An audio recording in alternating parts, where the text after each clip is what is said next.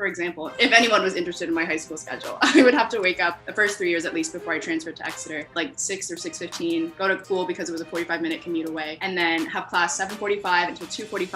I'd have either track or field hockey practice from 3 to 5. Some days I'd have to leave early because of chamber choir rehearsal or because ballet was starting early that day. And I remember my freshman year, I felt a little bit like Troy Bolton because I had to ask my hurdles coach every Monday to leave early so I could haul ass to the theater and like do tech for the school production of Footloose. It made absolutely no sense, honestly. Like, I think I was just doing too much, but all of it made me really happy. Welcome. Today I'm joined by the lovely Marisa. Marissa's in California. We are going to talk a little bit about Marissa's transition from Exeter to Columbia. She was also a one-year senior at Exeter, so that was pretty unique. And then talk a little bit about what you've been up to recently. So maybe we can start there. What was high school, Marissa, like? Do you want to introduce yourself, actually, before the first question? Yeah, totally. So I'm Marissa, like Kevin said. I am born and raised in the Bay Area, California. That's where I am now. I graduated from Columbia last May. It feels like yesterday, but apparently it's been almost a year. And I studied chemical engineering and English. Now I'm working remotely for a bank. Oh, and then you said, what's high school Marissa like? High school Marissa, I feel like in many ways is kind of the way I am today. Maybe that means I just like have never grown up, but I've always been relatively like outgoing and social, always cared a lot about school, was definitely a little bit of, I don't want to say a nerd, but I just like genuinely really liked school and like did well in my classes and things like that. But I think it's because my parents really emphasized education and that just like came really naturally to me. And then I think the other trademark for high school me and also probably college me too was just I was like super involved at school, both extracurriculars and outside of school. For example, if anyone was interested in my high school schedule, I would have to wake up the first 3 years at least before I transferred to Exeter, like 6 or 6:15, go to school because it was a 45-minute commute away, and then have class 7:45 until 2:45. I'd have either track or field hockey practice from 3 to 5. Some days I'd have to leave early because of chamber choir rehearsal or because ballet was starting early that day. And I remember my freshman year, I felt a little bit like Troy Bolton because I had to ask my hurdles coach every Monday to leave early so I could haul ass to the theater and like do tech for the school production of Footloose. It made absolutely no sense, honestly. Like, I think I was just doing too much, but all of it made me really happy. And then I'd get picked up in practice, would spend the next hour and 15 minutes in Bay Area traffic, which isn't the worst in the world, but is definitely something else. And I'd be eating dinner in the car, try to do my homework, always fall asleep, change into my dance clothes, have ballet from 6 until 8, sometimes 9, come home, eat a second dinner because I was always starving, and then start my homework at like 10, go to sleep at 12:30 or 1, and then do it the next day again. So it was like absolutely crazy. And all of it was stuff that I really enjoyed doing. So I feel like that's just the energy that I've always really appreciated in school. Like, I just love being involved in a ton of different things. And because I'm a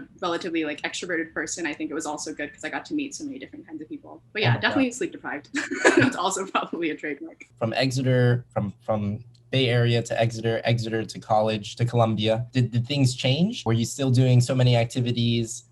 Sleep deprivation, how did you manage that? Yeah, no, I feel like, honestly, my schedule at my previous high school was, more intense than it was at Exeter, which I think made the transition a lot easier. And my transition to Exeter is a whole other story, which takes a long time. But Exeter was this huge turning point for me, in terms of my own self-discovery and figuring out just an academic environment for me that really worked, where everyone was as intellectually curious and also down to earth as I wanted them to be, if that makes sense. I think the transition was easier than it could have been, for sure. And because I was doing a million different things at school, for example, my dance studio, I think I was dancing 15 hours a week just alone, and then all the other stuff going on at school itself. Coming to Exeter honestly felt like a breath of fresh air, which I know is probably kind of an anomaly. It was still definitely academically challenging, but I feel like it was really nice just to have the time to actually explore my interests and not feel like I was just going from one thing to the next all the time. And I was really able to just meet incredible people and hang out with them and really appreciate them, instead of just being okay, I can only talk to you for 5 seconds because I have a million other things on my to-do list today. And yeah, high school me was very similar to college me. My interests changed, but definitely the being aggressively involved in everything stayed the same. In college, I picked up a minor, which we can touch on definitely a little bit later, was involved in dance, student council, had a bunch of jobs, which we can also probably get into. So yeah, basically it was always doing things. But I think that's my happy place. I love doing things and sort of firing on all 4 cylinders. I guess in my life, that would be academic movement / exercise, whatever. Dance definitely falls into that category, social, and then just more self-development stuff. So whenever I'm doing all of those things at once, I feel most fulfilled. But I think my struggle now is just being able to balance out with reining it in and making sure I actually rest when I need to, which is a new concept for me apparently. But yeah, very similar. Gotcha. Wow. Yeah. You're always doing so much. You have that energy, but at the same time, doing those activities are what energizes you. Now, my next question is about how you ended up at Columbia. What was your approach? What was going on in your mind during that senior year? Yeah, I mean, I honestly think I thought more about my transition to Exeter than I did about my college one, which is probably a relatively strange thing. But I actually applied early decisions to Columbia, and I did one of the fly-in programs, which actually might be interesting to some of your audience. So for anyone who's interested in engineering specifically at Columbia, there's a fly-in program that's a diversity program. It's called CE Squared. I hope they're still running it. You basically apply for it the summer before your senior year, and then they fly you out or pay for your train ticket or whatever it is to get to campus. You're on campus for a weekend. You get hosted by an engineering student. And biggest takeaway for me, other than the fact that they pulled out all the stops, like they had the best food. You got to go to all these sample lectures and information sessions, and like I think they had a personalized bus tour for all of the like CE Squared students. So all of that was obviously very nice, but the biggest thing for me was just actually being on campus and talking to my host student. So she was a civil engineering person, and I remember being really worried about not being able to study all of these things that I was interested in. I had been like relatively good at math and science in high school. Both my parents are also engineers, so it was sort of a natural transition for me to go into engineering. But the classes that I loved in high school the most were definitely humanities. So it was like always English, foreign languages, history. And so I wanted to make sure that even though I was studying engineering, I had the chance to study all of those things, because my life would feel really empty if I was just doing one thing all the time. And she actually really comforted me, because she was like, I'm studying civil engineering, obviously, but I'm taking a non-tech class as well. I'm stage managing this production outside of school. So you can definitely do all of these things, and you're not going to feel like you're not going to be limited by Columbia. If anything, you're limited by the number of hours in the day, which I think was exactly what I needed to hear as someone who was like, I cannot stick to one thing. So I did that fly-in. It wasn't even like I stepped onto campus and was like, oh, Columbia is the place for me. Like, I'm absolutely sold 100%. It was more like Columbia is a place where I know I can definitely be successful, where I know I'll be supported, and I can do all of these things. And there's access to great people, to New York City, to amazing professors, and just a variety of interests that I know I'll be able to pursue, which was like huge for me. Because I was looking at a chemical engineering degree specifically, I was also on the pre-med track at this point too. That definitely like narrowed down some of the schools that I was looking at, and I was definitely looking for a liberal arts college where I could do engineering. I think probably because of the prestige idea, I was looking at Ivies, but I was also looking at UCs because I'm from California, obviously, and that in-state tuition is something else. I think I applied early to Columbia just because I was like, if I get in, then I don't have to worry about college applications. I don't have to think about anything else for the rest of winter trimester at least. Yeah, so I just applied to the UCs and to Columbia. Ultimately, I decided to go to Columbia, even though obviously the UCs were way cheaper, just because I was like, I love California so much that if I stayed there, I would like have never left. So I'm very glad that I went somewhere new. And I think it was so worth it, because I just discovered so many interests that I maybe wouldn't have pursued as strongly if I went to a bigger school where I felt like, just more intimidated by everything. And so I think I ended up definitely at the right place, but it was kind of random and I didn't put too much thought into it, which I know is probably not your audience, obviously, if they're on this channel and thinking about it. So yeah, I mean, honestly, guys, sometimes simpler is better. You can have a really successful strategy by doing one of those summer programs or fly-in programs. Gives you a little bonus, like a check plus, because the colleges know that you've seen the campus, you're interested in it, and then you can actually write like a better essay, or like I talked to this host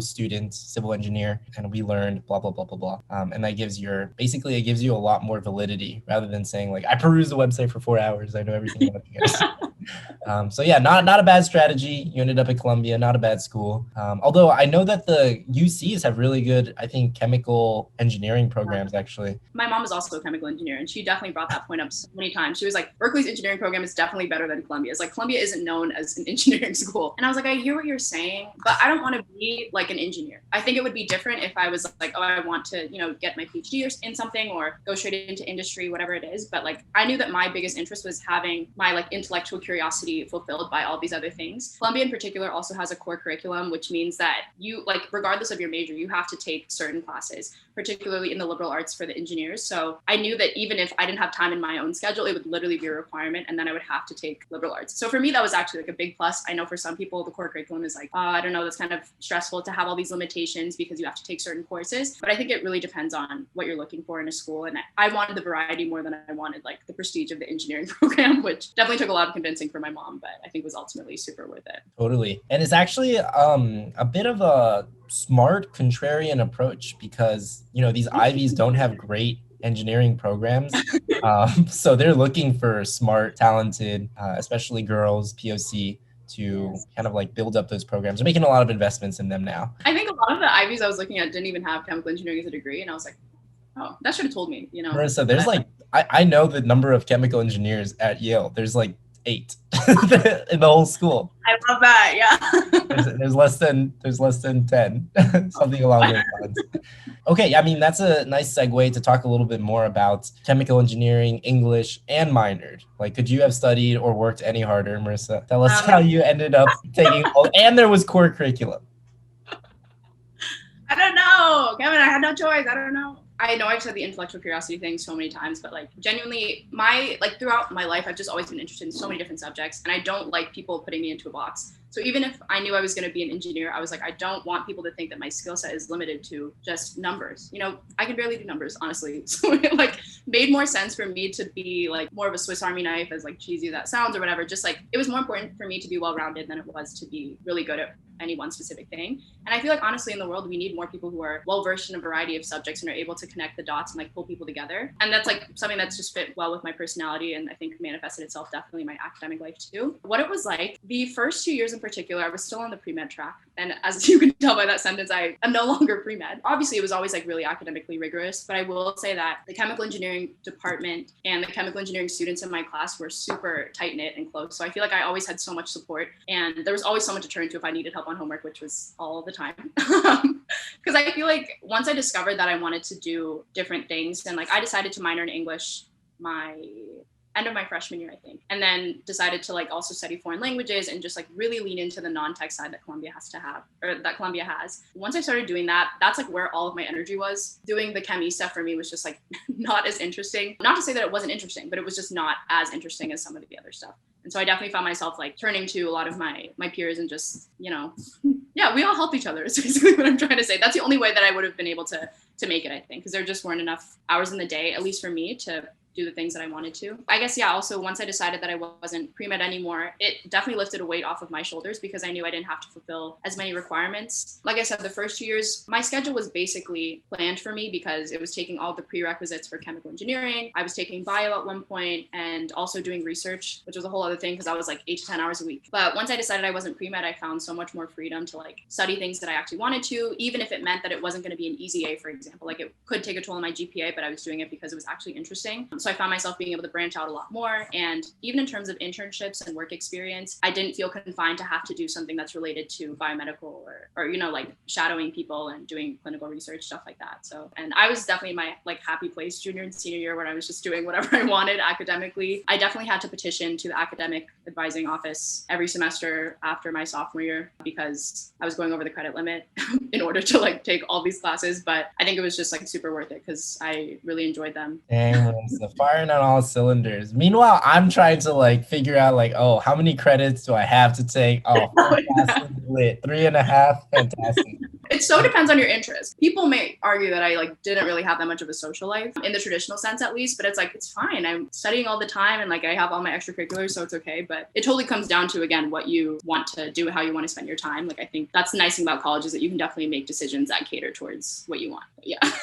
Yeah, I'm trying to get a better sense of the Columbia academics. Maybe you can share like a specific story, or what was your favorite class? Like, did you have a favorite class you took? My favorite class that I've ever taken, it's really tough. All of the English classes that I took were wonderful. I took like a 20th century ethnic American literature class with Denise Cruz, which was phenomenal. An avant-garde feminist poetry class my last semester with Eleanor Johnson, who's just like the wisest woman I've ever met, but also just like is killing it in the game all the time. Like all of her lectures are so funny, but she's just like so smart too. It's absurd. But my favorite professor, I think at Columbia, was Professor Edward Mendelsohn, and he taught this seminar on this like obscure British author, W.H. Auden. I had never heard of him before, but I'd heard really good things about Mendelsohn. And we were just reading literally 2 books worth of Auden's poetry throughout the course of the semester. And it was my first seminar, my first English seminar. I was super nervous about it because I was like, I'm an engineering student. I always have imposter syndrome in English classes, even though I like speak up and answer questions and stuff like that, which I feel like most engineering people don't even do if they're in an English class in the first place. I think I'm always just aware of the fact that I come from a technical background. But as the semesters went on, I was definitely like, not only do I have a right to be here, but like my perspective is actually really valued, which is really cool. And so the anecdote I have about Professor Mendelsohn is like the second class of the semester, he'd assigned us, I think, like 10 really short poems to read for this seminar. And I was like, that's the least amount of reading I've had to do for any English class ever. Like 10 poems, it was maybe like 20 pages. We had this seminar every single week. So I was like, okay, like I already like his style. And then I show up the second day and he's like, we'd be lucky if we get through 6 lines of poetry today. It's a 2-hour seminar. And I was like, okay, Edward, like, all right. Like, I literally thought he was joking. And we did not get through 6 lines of poetry in those 2 hours, because we were just talking about like all of the abstract references to things and like the life context that Audrey was like contributing to and or was living in, and the world context, the geopolitical context, all of that. And everyone else was like sprinkling in their little thoughts, what they knew about it. And Professor Mendelsohn was guiding the discussion. And it reminded me so much of Harkness, because it was, again, a seminar of like max, I think 14 people. And I just loved like taking that deep dive into the literature and just totally like going crazy with it. It was like the best. And so that was like how every single class was. I was never bored, but we just worked so slowly through all the texts that it felt like I didn't have to do any homework, because I was like, we're literally only going through like 3 lines of poetry today. I love that. I'm jealous, man. Maybe I should have taken more English classes. Seminars that I was in were still kind of big. They would be like 20-ish people. And then one of my frustrations was we would get assigned like crap loads of reading. Read 2 books. I'm like, how are we going to discuss 2 books in like an hour? That's crazy. Exactly. It is. And honestly, like, I don't think I realized how crazy it was until I took his class, because and he's this like distinguished professor, obviously. He's like been teaching forever. And he was like, yeah, I don't understand why teachers think that's a productive or positive thing to do, because students end up like getting burnt out by doing the homework. And then they can't show up and actually talk about it into like at a high enough level, or like at a critical level where they're able to like get interesting things out of it. And I was like, yes, Edward, that's so correct. So Edward M knows what's up. If you guys go to Columbia, find this man, take his class. Yes. He's wonderful. He's like my life mentor too. He sent me a whole list of books to read over Christmas. And I was like, Edward, I'm barely literate, but thank you. I love that. Okay, well, maybe we can switch gears a little bit, talk more about jobs, talk about your clubs, your extracurriculars. What was that like? Okay, in terms of jobs, I worked throughout college, and I wish I could even say like there was a job where I began it and then stopped and then started a new one. It was always like I had one job and then I added another one, then I added another one, then I added another one. So my very first week on campus, like during freshman orientation, actually, Caesar also went to Exeter, went to this presentation on like student employment opportunities. So that was both for students who were on financial aid and just other students who wanted to find jobs on campus. I think I was just going because Caesar was going. I never really envisioned myself working in college, because I was like, I have books to read and homework to do and dances to do. So like, I don't even know if I'll have time to work, but I think I went because Caesar was going. And I had one friend, and it was Caesar that first week on campus. And so we go to this presentation. They basically are telling us that the most common student employment opportunity is working for public safety. So you're essentially the person who like swipes in students into the residential halls and into libraries and other buildings. And right after that presentation, Caesar and I, let's head over to public safety, which is in this like huge building in the middle of campus, Low Library. For anyone who's interested in Columbia, if you've seen it, it's the big one. So we're looking for the public safety office as soon as we get into Low Library. And to the left is the visitor center. So we ask them like, hey, where's the public safety office? We're looking for jobs. We're like new students. We're new freshmen, blah, blah, blah, blah. Luckily, the students we ended up talking to were like, oh, if you want a job, you should just work at the visitor center. Like, it's the best gig. You just get to do tours. Like, you answer people's questions, and like the boss is really great, whatever. And so we're talking to them for a good like 10, 15 minutes. The boss, who's like the head of the visitor center, comes out and she's like, oh yeah, I heard you guys are interested. Like, a bunch of the people here are seniors, so we're looking for new freshmen to sort of take their place, since the staff is obviously going to turn over. She was like, yeah, if you guys want to interview, send me an email, like we'll set it up and figure things out. So I think within like 2 to 3 weeks, it was like we interviewed, Caesar and I both got the position, and we both had started our first day. And it was like, it's to this day the best job I've ever had. And I say that as someone who like is now employed at a place that does give me more than minimum wage. But like, the visitor center was just, it was a blast. It didn't feel like work. First of all, the people who work there are absolute hooligans. They're like some of the funniest, most down-to-earth people I've ever met. I was like, literally so many of my best friends worked at the visitor center. I loved like being an extrovert. Not that I love being an extrovert. Being an extrovert, I loved the fact that I got to interact with so many different kinds of people. I got to give a ton of international tours, and like the guy who voices Mr. Krabs was on one of my tours, which was the peak of my existence. And I think Marlon Wayans from White Chicks at one point also was on campus, and I got to like walk his group over to the auditorium, and I felt really cool. So it was just wonderful, like getting to talk about Columbia, and especially, I mean, doing sort of similar work to what you're doing here, where it's like answering high schoolers' questions maybe and helping them relax a little bit and realize that college isn't as like daunting and scary as it seems when you're not in it. So that was like just really rewarding work. And again, the people I worked with were phenomenal. And then every 2 weeks, I also got a paycheck. I was like, this is not real life. I don't know. So sorry, that was the first job. That's the main one I had throughout my college career. I was working like 8 to 10 hours a week usually. My sophomore year, I became an RA, which was great because I got free housing and a stipend on top of that. So that was, very nice. There were definitely highs and lows with that. I met some of my best friends being an RA. And I worked in upperclassmen housing, so it wasn't too much of a time suck, but was still really rewarding because you got to meet people and build community, which was great. Lows, though, also were that we had to do duty sometimes. I actually just remembered someone shat on the bathroom floor one time. And I was like, I can't do this job. Like, I can't do this job. I can't deal with the aftermath. Take me back to the visitor center. Literally take me back to the visitor center. I don't want it anymore. And then I guess before RA, I was a part of the Columbia Bartending Agency, which is a student-run agency. You obviously get to do gigs around New York City if you take this test. It's like a really great gig if you do well in the test and the practical portion too. They'll like pay for your tip certification, and then they basically just send you gigs. A lot of the ones that we worked were at like private homes.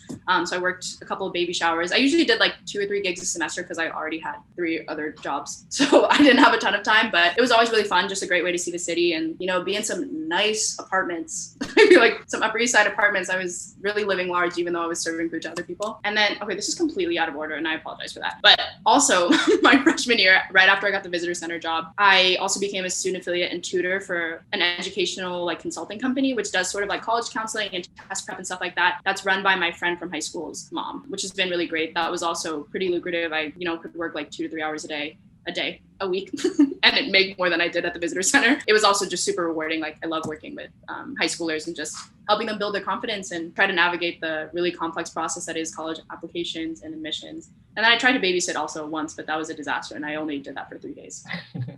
That's it. That's my whole I don't know how you did it. You're working like multiple jobs. You have the major and the minor. You did STEM and humanities. And then you also did an extracurricular. Didn't you join a hip hop team? Yes, I didn't even touch on that. Yeah. I know. Yeah, not me, Millie Rock. Okay.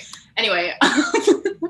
Yeah, in terms of extracurriculars, and I'll get to dance last because I think that's like the most important and profound one, at least for me. But I was involved in like student council. Like I said, I was a tour guide, not just for the visitor center, but also in like the undergraduate recruitment committee. I was also in a sorority. And then, yeah, the other big thing for me was dance. So I've been dancing my entire life. I started at a classical ballet studio from the time I was 3. And I think I danced there all the way until I was 16 when I transferred to Exeter. But that, like I said, was super rigorous. It was like 15 hours a week. A lot of people were like pre-professional. A lot of people weren't also, but it was like a very high commitment thing. And we only did ballet. And then once I got to Exeter, I sort of branched out a little bit more. We did contemporary, lyrical, and most of it was like student choreography. When I got to Columbia, it was a similar thing. I joined this group called Orchesis, which does primarily student choreography, a lot of which was contemporary and lyrical again. And then my sophomore year, and this is actually a life hack for anyone who goes to Columbia. If you're trying to fulfill the PE requirement and you do it at Columbia, you don't get any academic credit because it's a PE class. But if you take a dance class at Barnard, which is the all-women's school, you can both fulfill the PE requirement and get 2 academic credits, which is like an easy A. So that was my public service announcement. So I decided to do that, and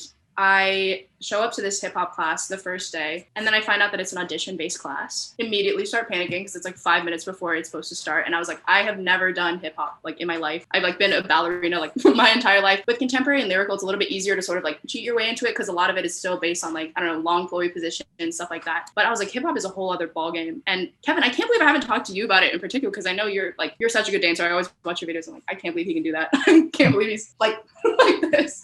But so yeah, I was super nervous. I think the only saving grace that I had, first of all, was that I'm like somewhat able to pick up choreography, even though it looked super awkward on me. At least it did back then. And secondly, at that class, there were no mirrors. I think if I had seen how crazy I had looked, I would have like walked out. I would have been like, this is not it for me. Like, I'm so embarrassed. But I think the teacher saw something in me and they were like, you can stay. You can stay. You have a lot to learn. We have a lot to teach you. And then, yeah, so I did that class. For 1 semester. Through that class, met this girl, Elena, as well as a bunch of other people who were in the student-run dance side of things. And then they were like introducing me to a lot of the other student-run clubs. And then they pushed me to audition for the next semester, which I did. And I joined 2 teams. One is Raw Elements, which is a co-ed dance group. And I ended up actually as president of that my senior year. And then I was also on Onyx, which is an all-women's dance troupe. And they were both absolutely wonderful. Like, some of my best friends were on those teams. And yeah, I love the dance community at Columbia. You should join it. I remember coming home from, I think, one of the performances we had where both teams would have to perform. And so I'd always have to do like quick changes to make sure that I was like in both performances. And I remember coming home after this like one performance and just being like, I can't believe this is my life. Like, I get to learn about, I don't know, really small like atomic movements at one part of the day, and then another day talking about like the influence of ethnic American authors on what is known as American literature. And then I get to just like boogie with my friends for hours and like give tours to people. Like, it doesn't feel like real life. That's awesome. Yeah. It sounds like you had like a really fantastic time. I'm just here sitting here like, This is wild. Like you sprinted a marathon for basically like 8 years. Yeah. Marisa, it sounds like you had such a blast. You want to share some of your like highest highs, like some of your like really most precious memories? I don't know if I can think of any like off the top of my head, honestly. A lot of them, I guess, were smaller moments, especially like junior and senior year when I was really just doing things that I actually like cared about in terms of school, not having to do prereqs that I like felt like I had to check boxes for. But I think I also just like mellowed out in terms of like once I was not pre-med, I was like, oh, actually, like life isn't that serious, you know, like you can just do whatever you want, and it's like kind of fine. In my case, it was doing all these things and like having a really full and like crazy schedule, but it just like brought me a lot of satisfaction and joy. And then I think, again, junior and senior year, I sort of mellowed out a little bit too and was like, okay, maybe it's more important to like take time to just hang out with my friends and like sit on the steps of Low Library and, I don't know, talk about someone's new vlog or something. I don't know. But yeah, I think there were just so many high moments, but particularly junior and senior year was so full of moments like that where, again, I was like, I just can't believe this is my life. Like I get to do so many things that I love, and there's so many like just fantastic people that I get to hang out with all the time. Visitor center stories are definitely like the ones that come to mind too, just because that was like one of my safe spaces. Like I feel like I would come to the visitor center between classes, even if I wasn't scheduled, just to like pool with my friends. You know? Yeah, sorry. I wish I had more like concrete high moments, but yeah, I didn't prepare. I'm wondering if there was one thing you could change about your Columbia experience. What would it be? Yeah, I definitely wish I had studied abroad, and also maybe been okay with like I wish I had switched out of pre-med and I was also an econ minor when I came in. I wish I'd done the switch a little bit sooner and just realized that this idea that I had of myself and what I was going to do in college didn't have to be something that I stuck to and held on to so tightly. And I'm glad that I did eventually figure that out, because I know that there are people who, once they graduate from college, are like, oh, actually, I didn't even really like my major. Like, I didn't like, you know, how I spent my time. So I'm glad that I had that switch at all. But I do wish that it hadn't taken me until like sophomore year. But I think it's totally okay. It was definitely a learning experience for me. And like figuring out that that wasn't what I enjoyed is also an important discovery to have for sure. Yeah, 100%. So what are you up to these days? You're penny boarding? You working? No, I'm not penny boarding. I have the penny board in my possession. I do not know how to use it. I've watched many a YouTube video, but you know, it's just sitting in the corner right now, just waiting for me to figure it out. But no, what I'm doing, I'm working remotely. I'm working for a bank, like I mentioned. That's on East Coast hours, so I do have to wake up at the crack of dawn, but it's nice because I do get to get off work early. And then my two biggest things are, I am like super into learning languages. So I don't know if I touched on that, but yeah, I was also studying like Italian and Swedish at school, which is really cool. My newest thing right now is learning Chinese. I started with this like self-paced course in December. My mom's side of the family is actually Chinese. And so I've been able to speak to my grandparents, which is like a huge thing. That's like, I don't even know how I went as long as I did without being able to talk to them. And yeah, for anyone who has that experience where their parents like, or their grandparents don't speak the language that you speak, I feel like I literally just unlocked 2 new characters in my life. And it's just like so fascinating to be able to talk about things that are other than like, are you hungry? Like, are you tired? Whatever. So that's been like super rewarding. And just like, if we weren't in this global pandemic situation, I don't think I would have had this time at home. And I may not have been as motivated to study Chinese because my grandparents wouldn't be like in my life. I see them like every couple days. And I would have been in New York and like done the thing and it would have been fine. But this has just been so special because I get to interact with them so much, and like I'm learning about my family and their experiences too. And it's just been, yeah, wonderful. And then the other thing, I joined a dance team here in January, which has been super exciting. I was really worried about how I would maintain dance in my life after college, especially because I have been doing it, like I said, since I was 3. So I feel like this was a really good outlet for that. And we have rehearsal, you know, once a week, and it's regular, which is really nice for me. And I'm getting to meet new people, which is wonderful, and like level up my mediocre dancing skills. And then what else? I think a lot of Zoom calls, like you said, in terms of talking to friends and stuff like that. And then trying to discover new hobbies, playing on the piano because I have it now. I didn't have it for all 4 years of college, but I really missed that. And then discovering outdoor spaces, which is a big California thing. I try to keep it as full as possible. You know, if my plate's too empty, I get uncomfortable. So I'm like, bring on guitar. Bring on. Should I start knitting or something? I don't know. Maybe. I think it's so inspiring that just how you grab life by the reins, man. And you're always just, you're like, I can't stay still. Gotta be doing something. But you should share some of that with the rest of us. Like, no, okay, here's the thing, Kevin, though. Like, I see all the stuff that you're doing with your channel, and I'm like, okay, literally, like, I have so many friends I feel like are just going after their dreams, like, full stop. And that's so inspiring to me because like I feel like even though I'm doing all this stuff and I do enjoy a lot of it, there are still definitely things that I'm like, oh, I'm scared that I'm not going to be good at it, or like that I'm going to fail or whatever. You know what I mean? And I feel like now that I'm older, seeing some of my friends like actually, you know, do the thing, it's been really, really good for me to see, because it's like life is too short to not do all the things that you want. You know what I mean? All that to say that you inspire me a lot too. And like, I'm such a big fan of this channel and all the stuff that you're doing. And I'm very proud of you. So. Thanks so much, Marisa. Well, that seems like a nice stopping point. I think that was pretty much it. You heard Marisa's experience, but also know that, like, you know, thousands of students come through Columbia and it's like a station. There's so many different ways to do it. She had one really awesome experience, and hopefully you guys will also have awesome experiences in college. And yeah, I think that one of the main takeaways here is that you guys really can do as much as you want, right? Like Marisa took advantage of English and chemical engineering, considered, you know, dabbled in pre-med for a little bit, then found a true love when it came to hip hop and dance. Also, guys, know that especially in college, it can feel like you might not have found your groove in the first year or two, and then it feels too late, but that's just not the case. Like junior year, senior year, you can still be making some of your best friends. You can still be joining and doing some of your favorite activities. In fact, you have more flexibility there because I think the schedule just opens up more. You can take more classes that you really enjoy and stuff like that. You don't have to take those horrid prerequisites. Yeah, I mean, if you guys have any questions whatsoever, feel free to leave them in the comment section below, and hopefully I can bully Marisa, ask her to respond to your queries. Send me questions. I need things to do. She's too free right now. I know. All right, guys. Well, thank you so much for joining, and we'll catch you at the next one. Bye.